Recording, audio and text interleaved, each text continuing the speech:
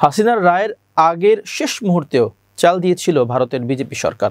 একের পর এক গণমাধ্যমে ইন্টারভিউ দিয়ে নিজেকে নিরপরাধ প্রমাণ করতে চাইছেন ভারতে অবস্থানরত শেখ হাসিনা। তবে গণমাধ্যমে তার কথা বলা থামাতে চেষ্টা চালিয়ে যাচ্ছে বাংলাদেশ সরকার।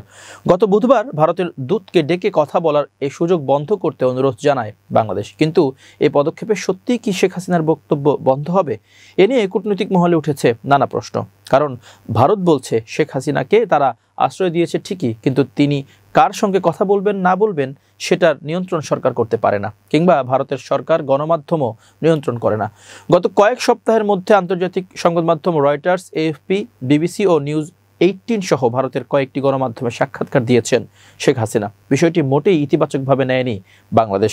শেখ হাসিনাকে মূলধারার ভারতীয় গণমাধ্যমে কথা বলার সুযোগ দেওয়া বাংলাদেশ ভারত সম্পর্কের জন্য মোটেই সহায়ক নয়, এমন যুক্তি তুলে ধরে এই সিদ্ধান্ত পুনর্বিবেচনার অনুরোধ জানিয়েছে ঢাকা।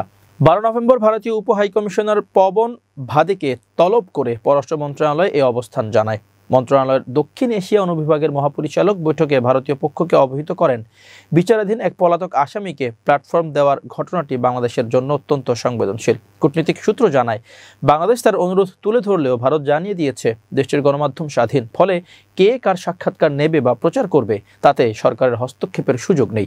সাক্ষাৎকার বন্ধ করতে ভারতের পক্ষে কোনো ব্যবস্থা নেওয়া সম্ভব নয়।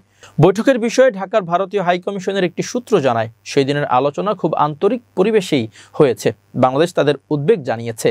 আমরা আমাদের অবস্থান স্পষ্ট করেছি বলেন তিনি। তার প্রশ্ন, ভারতের আগে পরে আরও কয়েকটি আন্তর্জাতিক সংবাদ মাধ্যম শেখ হাসিনার সাক্ষাৎকার নিয়েছে, সেসব দেশের দূতদের তো ডাকা হয়নি, তাহলে ভারতকে কেন আলাদা করে বলা হলো? এ বিষয়ে বাংলাদেশ সরকারের একজন কর্মকর্তা নাম প্রকাশ না করার শর্তে বলেন, সাবেক প্রধানমন্ত্রী ভারতে রয়েছেন, এই কারণেই ভারতের কাছে শেখ হাসিনার কথা বলা বন্ধের আহ্বান জানানো হয়েছে।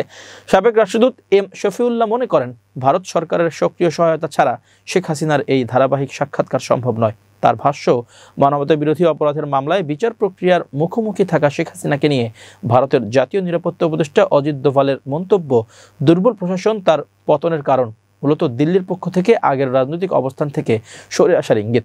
শফিউল্লাহর দাবি, দোভালের মন্তব্যের পর হাসিনার ক্ষুণ্ণ মর্যাদা পুনরুদ্ধারের জন্যই ভারত তাকে দিয়ে বারবার গণমাধ্যমে বক্তব্য প্রকাশের ব্যবস্থা করছে। শেখ হাসিনা যে নিরাপত্তা বেষ্টিত পরিবেশে আছেন, সেখানে কোনো গণমাধ্যম সরকারের অনুমতি ছাড়া যেতে পারে না, মন্তব্য তার। এম শফিউল্লাহ আরও বলেন, শেখ হাসিনা নজরবন্দি অবস্থায় থাকায় সরাসরি সাক্ষাৎকার দেওয়া সম্ভব নয়। তবুও ভারতের 3 শীর্ষ গণমাধ্যমে প্রকাশিত তার লিখিত সাক্ষাৎকার এবং এই পুরো আয়োজন ভারতীয় উদ্যোগেই করা।